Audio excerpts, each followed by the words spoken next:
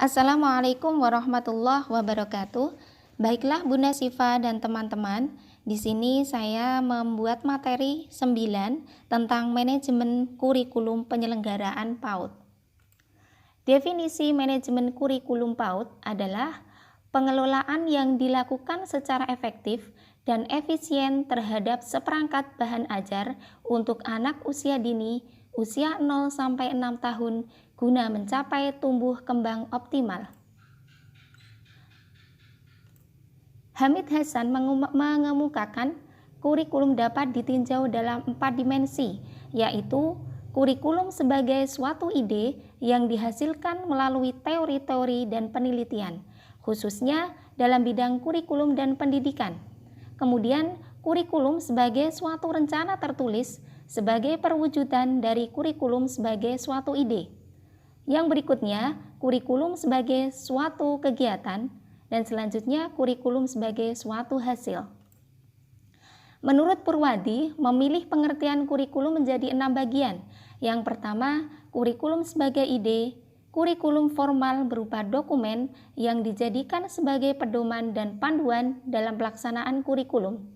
Selanjutnya, kurikulum menurut persepsi pengajar. Kurikulum operasional yang dilaksanakan atau yang dioperasionalkan oleh pengajar di kelas. Selanjutnya, kurikulum experience, yakni kurikulum yang dialami oleh peserta didik. Yang terakhir, kurikulum yang diperoleh dari penerapan kurikulum. Kegiatan-kegiatan manajemen kurikulum taman kanak-kanak. Yang pertama, penyusunan program. Yang kedua, penyusunan kalender pendidikan. Yang ketiga, penyusunan jadwal kegiatan belajar. Yang keempat, perencanaan kegiatan belajar mengajar. Selanjutnya, pengaturan pembukuan tahun ajaran baru, pengaturan pelaksanaan program kegiatan belajar mengajar, pengaturan kegiatan bermain, dan selanjutnya, pengaturan kegiatan evaluasi pelaksanaan program kegiatan belajar. Selanjutnya, pengaturan pelaksanaan bimbingan dan penyuluhan. Dan yang terakhir, pengaturan penutupan tahun ajaran. Buku pedoman kegiatan belajar mengajar Taman Kanak-kanak dibagi menjadi: yang pertama, perencanaan tahunan dan semester, yang kedua, perencanaan mingguan, yang ketiga, perencanaan harian.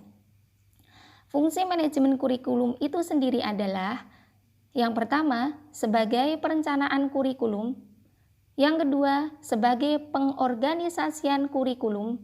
Yang ketiga, pelaksanaan kurikulum. Yang keempat, sebagai pengawasan kurikulum. Dan yang terakhir, sebagai evaluasi kurikulum. Manajemen kurikulum Taman Kanak-kanak. Yang pertama, kurikulum bagi pendidikan di Taman Kanak-kanak merupakan seluruh usaha atau kegiatan sekolah untuk merangsang anak supaya belajar baik di dalam maupun di luar kelas. Yang kedua, kegiatan manajemen kurikulum Taman Kanak-kanak dilaksanakan supaya kegiatan pengajaran berjalan dengan efektif dan efisien. Sekian dan terima kasih. Wassalamualaikum warahmatullahi wabarakatuh.